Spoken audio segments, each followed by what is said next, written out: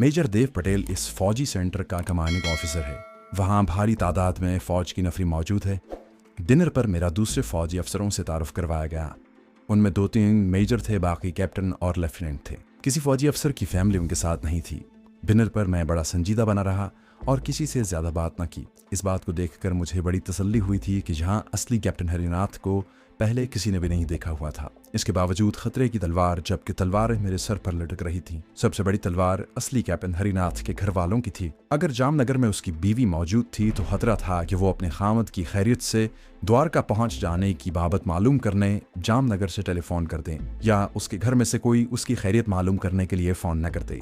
बहरहाल मैंने इस बारे में पहले से जहन में सोच लिया था, लेकिन एक बात वाज़ेह थी कि मुझे वहाँ जो कुछ भी करना था जल्दी करना चाहिए था। मैं वहाँ ज़्यादा देर तक रुके रहने और ड्रामा करते रहने का खतरा मोल नहीं ले सकता था, क्योंकि मेरा भांडा किसी वक्त भी किसी भी बात पर फूट सकता था। कमांडिंग मेजर पटेल ने मेरे लिए रिहाइश का बड़ा आला इंतजाम कर रखा था। ऑफिस में इसके रिहायशी क्वार्टर का सबसे खूबसूरत क्वार्टर मेरे लिए पहले ही से तैयार कर रखा था। 2 कमरे थे, बेडरूम, ड्राइंग रूम, बाथरूम साथ ही था। सफ़ेद चादरें बेड पर बिछी हुई थीं। अर्दली मेरी खिदमत को मौजूद था। मेजर पटेल मुझे साथ लेकर बेडरूम दिखाने आया तो कहने लगा, कैप्टन तुम अपना सामान भी साथ नहीं लाए, मेरा ख्याल है जल्दी से घर पर ही भूल गए होगे। ये बात उसकी बड़ी अहमियत की हामिल थी। मेरे साथ कम से कम एक छोटा सा ब्रीफ केस होना चाहिए था।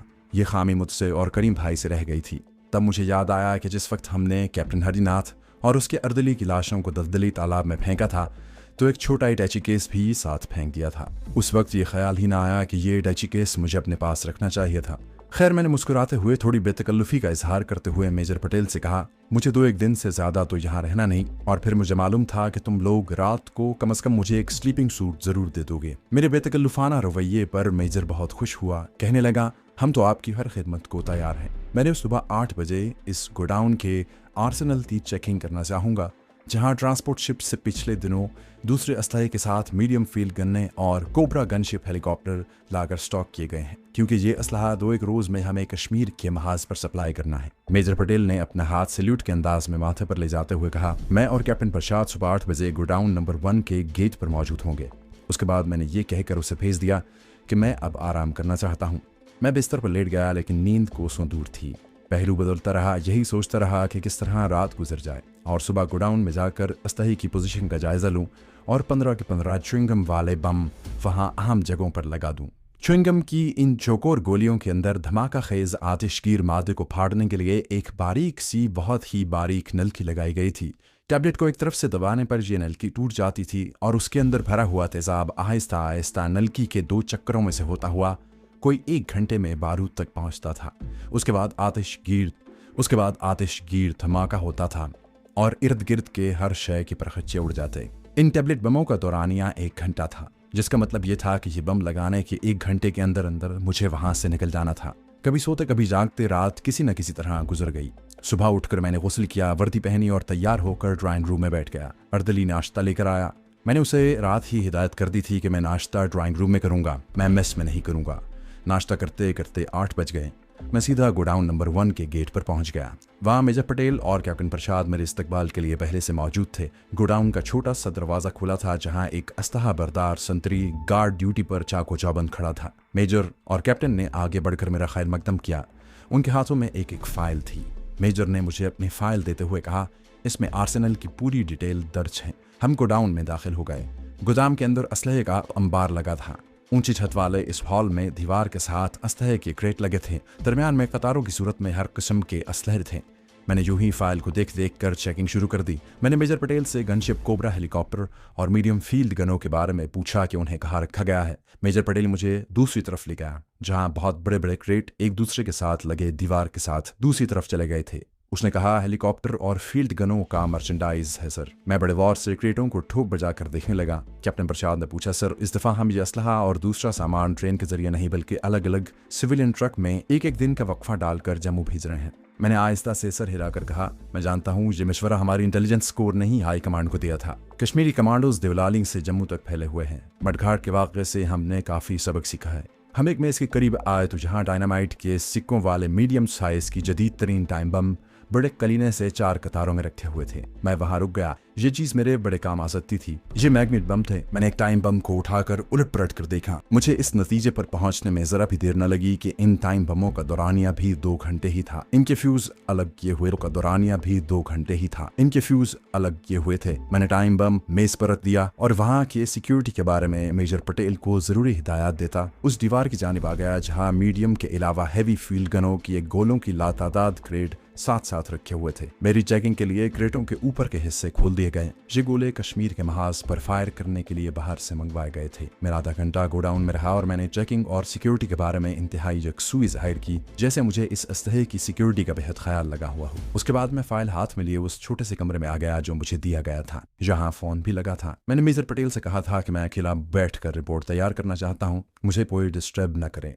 मेजर और कैप्टन अपने अपने ऑफिस रूम्स की तरफ चले गए जो क्वार्टर गार्ड के सामने ही था। उस दिन सुबह ही द्वारका के आसमान पर काले काले बादल जमा होने शुरू हो गए। जिस छोटे से कमरे में मेरे लिए मेज कुर्सी लगा दी गई थी उसकी खिड़की में से ठंडी हवा आ रही थी। मैं फाइल सामने खोले बैठा था। मुझे अब सिर्फ एक काम करना था कि गोडाउन नंबर 1 में जाकर मौजूद जगह पर अपने टैबलेट बमों के अलावा वहां जो मैग्नेट टाइम बम पड़े थे उनको भी लगाकर उनके फ्यूज ऑन करके बटन दबाकर क्लॉक की डिजिटल उल्टी गिनती को शुरू कर दूं। ये काम कोई इतना दिक्कत तलब या दुश्वार नहीं था। मैं बिला रोपटोक गोडाउन में दाखिल होकर ये काम सर अंजाम दे सकता था। मैं सिर्फ एक बात का इंतजार कर रहा था। मेजर पटेल ने मुझे बताया था कि इसराइल की बंदरगाह से असलहे की एक और खेप लेकर मर्चेंट नेवी का बहरी जहाज रवाना होने वाला है। मुझे उस जहाज की रवानगी की तारीख और वक्त मालूम करना था, जिसके बारे में मेजर पटेल ने बताया था कि दोपहर के बाद हमें हैफा की बंदरगाह से जहाज की रवानगी का सिग्नल मिल जाएगा। इतने में टेलीफोन की घंटी बजी। मैंने रिसीवर उठाया तो दूसरी तरफ मेजर पटेल की आवाज आई, सर जामनगर से आपकी कॉल है। उसके साथ ही एक औरत की आवाज आई, हेलो नाथ जी, मैं प्रतिमा बोल रही हूँ। आपने तो कहा था कि मैं द्वारका पहुंचते ही फोन करूंगा, आपने कोई फोन नहीं किया। आपको इतना भी ख्याल नहीं आया कि आपकी पत्नी पीछे क्या कर रही होगी। ये असली कैप्टन हरिनाथ की बीवी बोल रही थी जिसका नाम प्रतिमा था। एक बार तो मेरे बदन में सर्द लहर दौड़ गई। मैंने जल्दी से अपने आप को संभाला क्योंकि ये बड़ा नाजुक मकान था जहां मेरी जरा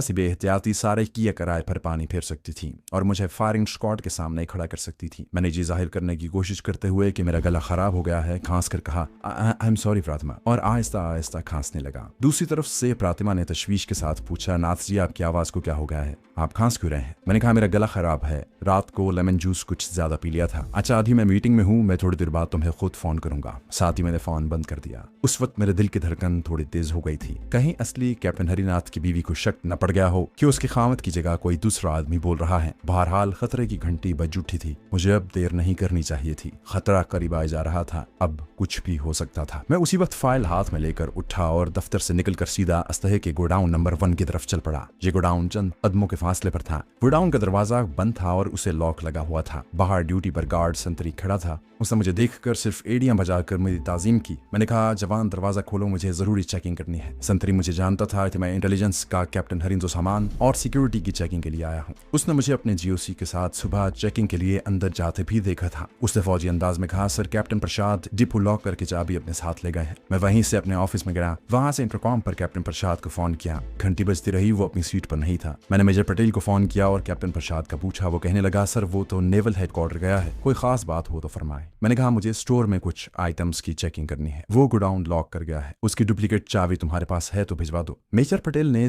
जवाब दिया, सर सिक्योरिटी के मामले में वो किसी पर भरोसा नहीं करता, डुप्लीकेट चाबी भी उसी के पास होती है, फिक्र न करें वो थोड़ी देर में आ जाएगा। मैंने कहा कोई बात नहीं। मैं फोन बंद करने लगा तो मेजर पटेल बोला, सर आपकी मिसेज आपके लिए परेशान थी, आपने उनसे बात करते हुए फोन अचानक बंद कर दिया तो वो मुझसे आपकी सेहत के बारे में पूछने लगी कि आपका गला क्यों खराब हो गया है। मैंने जरा खास कर कहा कि गले में मामूली खराश है, खतरे की कोई बात नहीं। मेजर पटेल बोला, सर अपनी मिसेज को दोबारा फोन कर लीजिए, वो तो कह रही थी कि मैं खुद आकर आपकी खैरियत मालूम करती हूँ। मैंने जल्दी से कहा, वो तो खामखा परेशान। मैंने रिसीवर रख दिया और सोचने लगा कि कहीं वाकई असली कैप्टन हरिनाथ की बीवी यहाँ पहुंच ही ना जाए। जामनगर से द्वारका का फासला इतना ज्यादा भी नहीं है, सारा दिन बसें और लारियां चलती रहती हैं। मैं परेशान सा होकर कुर्सी से उठकर कमरे में टहलने लगा। उस वक्त हल्की हल्की बूंदाबांदी शुरू हो गई थी। मेरे लिए अजीब मुश्किल पैदा हो गई थी। मैं टारगेट पर पहुंचकर बेबस हो गया था। अगर फर्ज कर लिया असली कैप्टन हरिनाथ की बीवी प्रतिमा अचानक आ जाती है तो फिर क्या होगा? वो अपने खामत की जगह एक अजनबी को देखकर हैरान रह जाएगी और मेरा सारा राज फाश हो जाएगा और एन टारगेट पर पहुंचकर मेरा कमांडो ऑपरेशन नाकाम हो जाएगा और एन मुमकिन है कि मुझे रात होने से पहले पहले फायरिंग स्क्वाड के सामने खड़ा करके उड़ा दिया जाए। मैं मेजर पटेल से ज्यादा पूछ पूछना भी नहीं चाहता था कि कैप्टन प्रसाद कब वापस आएगा, इस ख्याल से कि उसे शक न पड़ जाए कि आखिर मुझे क्या जल्दी है और मैं बार बार क्यों पूछ रहा हूँ। बगैर पूछे मुझसे रहा भी नहीं जा रहा था। मैंने 2-3 बार फोन की तरफ हाथ बढ़ाया और फिर कुछ सोचकर रुक गया। असलहे की गोडाउन में दाखिल होने का दूसरा कोई दरवाजा भी नहीं था। ऐसी कोई बज़ाहिर इमरजेंसी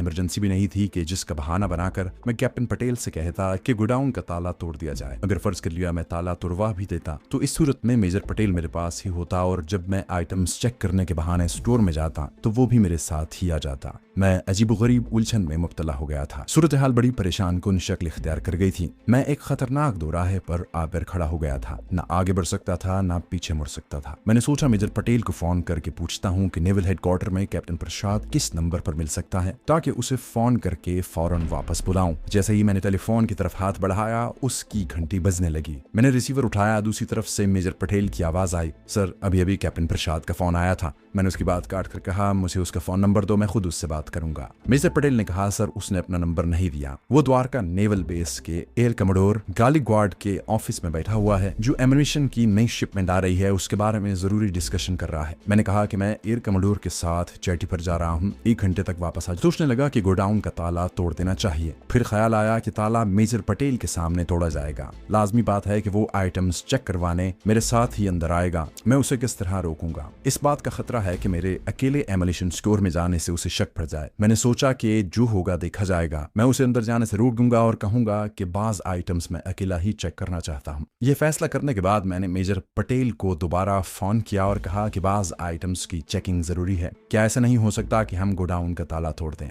मेजर पटेल ने किस कदर हैरानी का इजहार किया और बोला, सर कोई इमरजेंसी वाली बात नहीं है, ताला तोड़ने की क्या जरूरत है, और फिर हम सिवाय इस हालत में कि स्टोर में आग लगने का खतरा हो गोडाउन का ताला नहीं तोड़ सकते। सर आप तो मिलिट्री के बाय लॉज से वाकिफ हैं। सर ये डिसिप्लिन का मामला है, आप थोड़ी देर इंतजार कर लें, आप तो अभी हमारे पास ही हैं। उसने बिल्कुल सही बात की थी। मैंने फौरन कहा, ठीक है मेजर, ऐसी कोई इमरजेंसी नहीं, कैप्टन प्रसाद आएगा तो चेकिंग हो जाएगी। मेजर पटेल बोला, सर ताला तोड़ने के लिए हमें जामनगर में आपके इंटेलिजेंस वालों को इत्तला देनी पड़ेगी, उनको इत्तला देने के बाद ही हम एम्यूनिशन स्टोर का ताला तोड़ सकेंगे। अब तो ताला तोड़ने का सवाल ही पैदा नहीं होता था। मैंने हल्का सा बनावटी कहका लगाकर कहा, अरे नहीं मेजर, फॉरगेट इट, हाँ जैसे ही प्रसाद आएगा उसे मेरे पास भिजवा दीजिएगा। Okay sir. मैंने बोझिल दिल के साथ टेलीफोन रिसीवर रख दिया। मेरे कमरे की खिड़की से बाहर बदस्तूर बूंदाबांदी हो रही, बारिश मूसलाधार थी, हल्की हल्की बरखा की छड़ी सी लगी थी। मैं कुछ देर खिड़की के पास खड़ा सोचता रहा कि मुझे क्या करना चाहिए। हकीकत यह है कि मैं कुछ भी नहीं कर सकता था सिवाय कैप्टन प्रसाद के इंतजार करने के,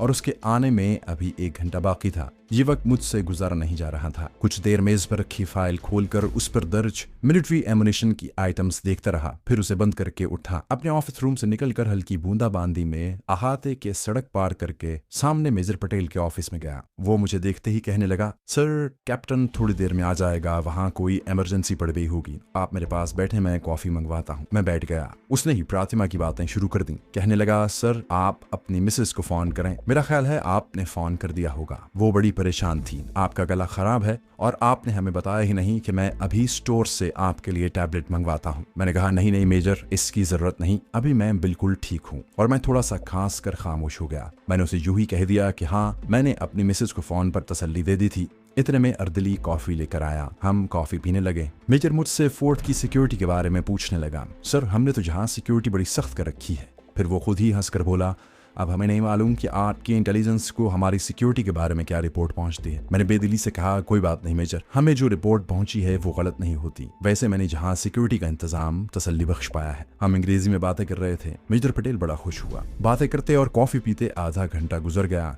अब बाकी का आधा घंटा मुझे वहां गुजारना दुश्वार मालूम हो रहा था। मैंने कुर्सी से उठते हुए मेजर पटेल से कहा, मैं कुछ देर आराम करने अपने क्वार्टर में जाता हूँ, कैप्टन प्रसाद आए तो मुझे इत्तला करना। ओके सर, मैं उसी वक्त फोन कर दूंगा। मेजर पटेल मुझे छोड़ने पर आमदे तक आया। हालांकि उसका रैंक मुझसे बड़ा था, मगर वहाँ मिलिट्री इंटेलिजेंस की तरफ से सिक्योरिटी की चेकिंग के लिए आया था, इसलिए मेरी ज्यादा से ज्यादा खुशामद में लगा हुआ था। बाहर बूंदाबांदी देख कर बोला, मैं छाता मंगवाता हूँ। मैंने हाथ के इशारे से कहा, नो मेजर, इसकी जरूरत नहीं, और मैं बूंदाबांदी में ही अपने रिहायशी क्वार्टर की तरफ चल पड़ा। मेरी उस वक्त की कैफियत ऐसी थी कि जैसे कोई शख्स तनी हुई रस्सी पर चलते चलते अचानक रुक गया हो या उसे किसी मजबूरी की वजह से रोक दिया गया हो। मैं कैप्टन हरिनाथ की वर्दी में था, सर पर बैरे कैप थी। मुझे बूंदाबांदी का बिल्कुल एहसास नहीं हो रहा था। मैं अपने ख्यालों में उलझा हुआ था। मुझे ये भी डर था कि कहीं असली कैप्टन हरिनाथ की बीवी अचानक द्वारका गैरिजन में ना आ जाए। उसके आने से न सिर्फ मेरा मिशन नाकाम होता बल्कि मेरा गिरफ्तार होना भी यकीनी था। मैं अपने क्वार्टर में आकर ड्राइंग रूम में बैठ गया।